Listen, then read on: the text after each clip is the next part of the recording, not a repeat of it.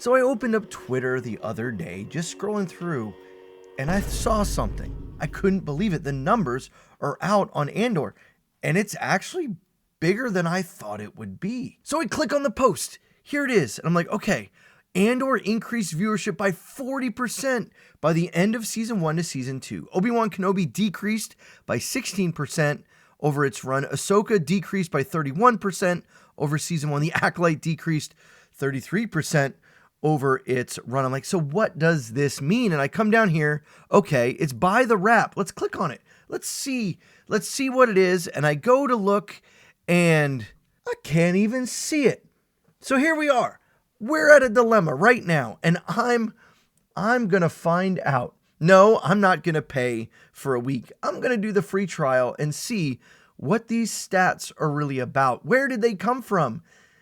And is this actually true? Did the viewership of Andor grow by 40% over its time? Let's take a look. We're in. Let's go. I'm going to read the article. I'll be right back.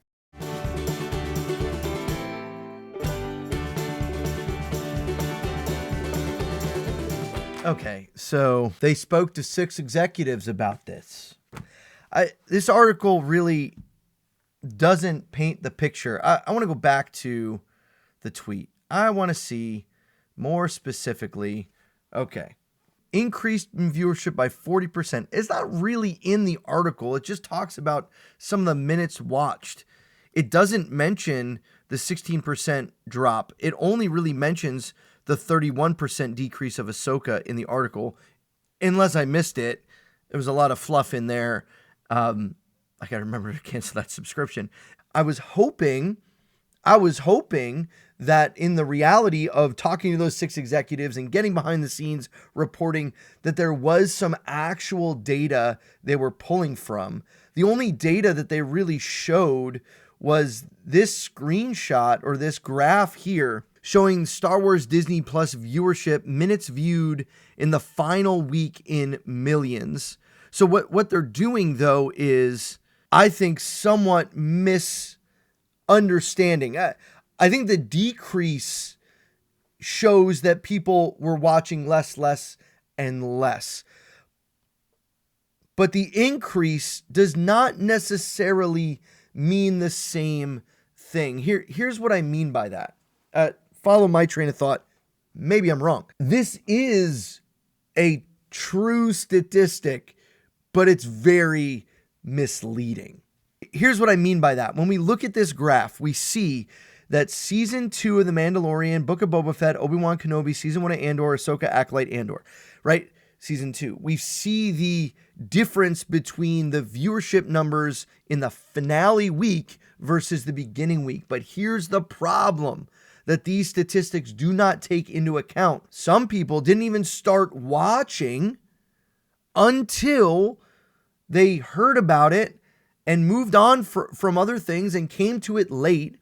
So it's not like we can say, because this is a streaming platform and not a traditional TV release where you would have the ratings for that time and that moment, and you could see how many people only watch then, but because it's accessible 24/7, you can go back and rewatch other things. You can put all of those season 2 minutes in a bundle, as opposed to saying, oh, this is how many people watched the finale. This is how many people watched the premiere. I think numbers like that actually give us data that's helpful. All of these streaming services, no one wants you to know what they're actually getting, what they're actually watching. They'll only tell you when it's something like historic, when so many people are tuning in to watch Squid Game or this, that, and the other, whatever it might be. So to say that the Andor numbers grew in watch time from the premiere to the finale by 40% for the weekly numbers, that's true. However, that does not necessarily mean that the viewership grew by 40%, because it might mean that everyone who watched the premiere got caught up and a lot of people tuned in for that finale, sure, but also there's people that got there late and might have binged up until then. And it isn't a one-for-one comparison where every percentage point is kind of a new viewer type of thing. Does that make sense? So while I think it is good to show that it grew in minutes watched, more people found the show as it went on. And what we see from Acolyte, Ahsoka, Obi-Wan, Boba Fett is that the opposite happened. People didn't make it all the way to the end. And that, I think, is the difference.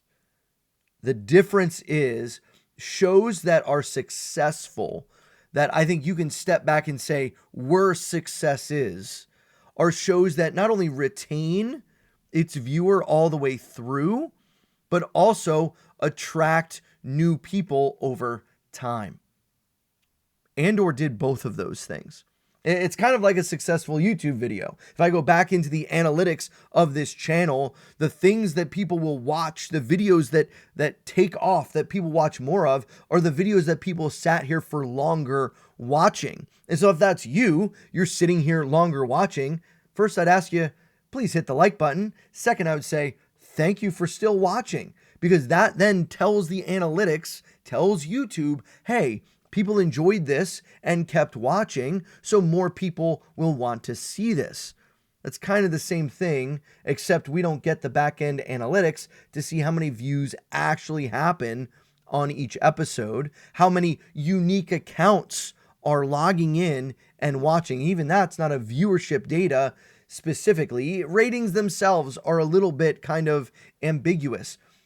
But the reality here that we're looking at when we talk about the viewership numbers growing, at the very least, when in comparison to all of the previous things not named Mandalorian, Andor sits in a class by itself, as it should. If you've been on this channel for any amount of time, you know that I absolutely love Andor. It's one of my favorite things Star Wars has ever done. No, it does not go above the movies.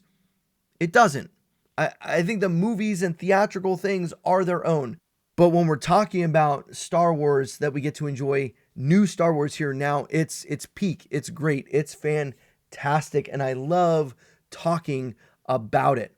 And so that's why I hopped into the Warp article so that you didn't have to. You didn't have to read it. I kind of just synthesized it all for you here today. And like I said, I love talking Andor, and I have a video out on my channel right now that you can go watch where I kind of break down this comparison between Dedra and Kleya and how they're almost written to be the exact same character, like a mirror image of the other. I think you'll like it. It's right here.